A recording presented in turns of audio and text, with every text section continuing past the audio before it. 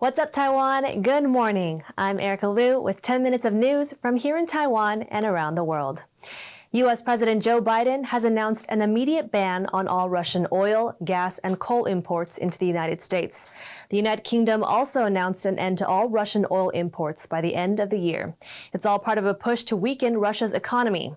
TaiwanPlus' Yinkavat spoke with Marshall Reed, a program manager at the Washington-based Global Taiwan Institute, to find out how China could be viewing the move and the significance of these energy boycotts. I think cutting off those exports would be massively significant.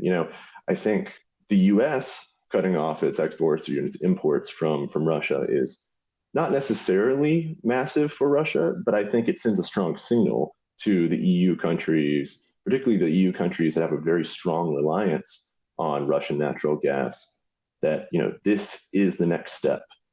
Turning to the Taiwan Strait, what do you think China is learning from the sanctions against Russia? I think both of them, right, particularly Russia, but also Xi Jinping, were expecting a far less unified response to this, particularly on the sanctions side.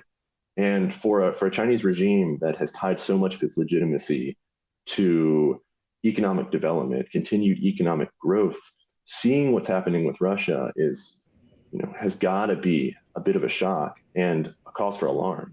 And I think this would really impact the way Xi Jinping sees how the world will respond to a Taiwan Strait crisis. It's always hard to tell what Xi Jinping is thinking with regards to Taiwan, but I think this will certainly play a major role in determining when or if he launches some sort of contingency in the Taiwan Strait.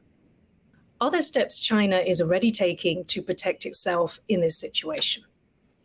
China's been preparing for something like this for quite some time. They've been preparing to safeguard and sort of make their economy more resilient against these kind of external shocks. We've seen for the last couple of years, there's been a huge deal about China investing heavily in countries around the world to build these partners that have a strong vested interest in maintaining China's role in the global economy.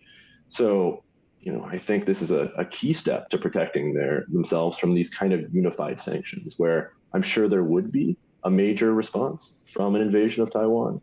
But given China's economic influence and influence around the world, I'm not entirely sure how unified that response would be. I think there'd be a lot of countries and corporations that would be a bit more reluctant to pass sanctions against China. And for Russia, its weakness is its oil exports. Is there equivalent for China? A huge amount of China's vaunted economic growth over the past several decades has been fueled heavily by foreign direct investment from countries around the world, particularly in the West. So these are all things that could be targeted.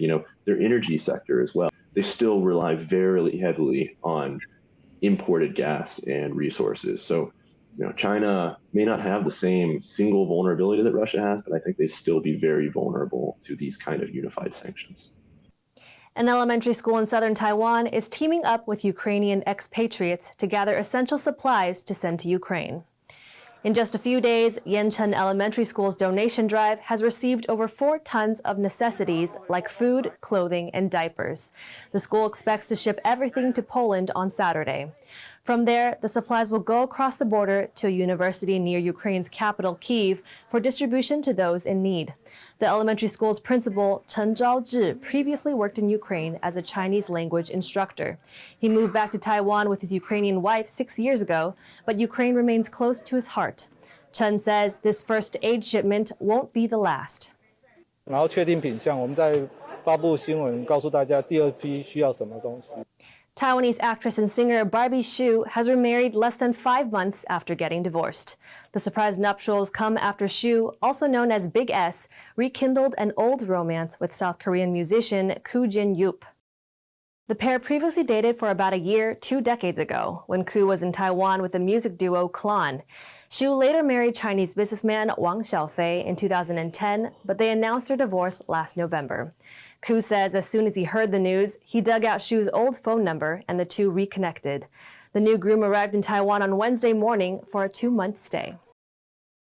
Wu Peijing is one of the world's most celebrated marimbists. She's a senior member of Taiwan's first professional percussion ensemble, the Zhu Percussion Group. Most recently, she performed Mulan, the legendary tale of a heroic Chinese woman who takes her father's place in the army. And as James Chater finds out, it's a role after her own heart.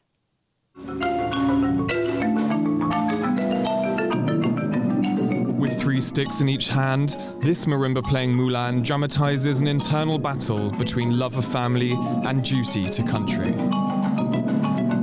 这个是很棒，就是可以把这种这么经典的一个木兰，然后用音乐，然后用自身的这种在打击上的学习去转换给大家，我觉得非常难得。走吧，心无惧，心无惧。Mulan has become one of Chinese history's most famous tales. It tells the story of a courageous woman who impersonates a male soldier, all to spare her ailing father conscription to the army. In Zhu Percussion Group's recent production of the story, Mulan is played by the group's senior member, Taiwan's world-renowned marimbist Wu Peijing. 那当然，你在打大战的部分，他已经从军多年嘛，是一个将军，所以他的气度跟感觉就又不一样了。所以当我在演奏那个定音鼓的时候，我就觉得我就是一个大将军。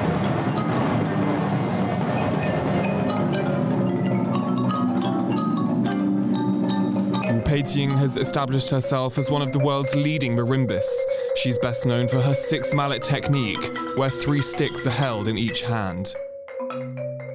4指就要把这里撑住。 The technique gives access to a wider range of expressive color, but it's so difficult composers rarely write for it.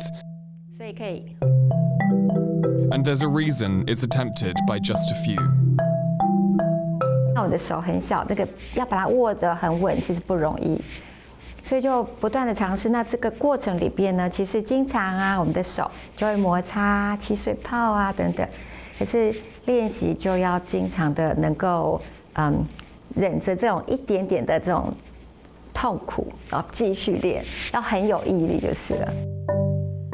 Willpower and physical power.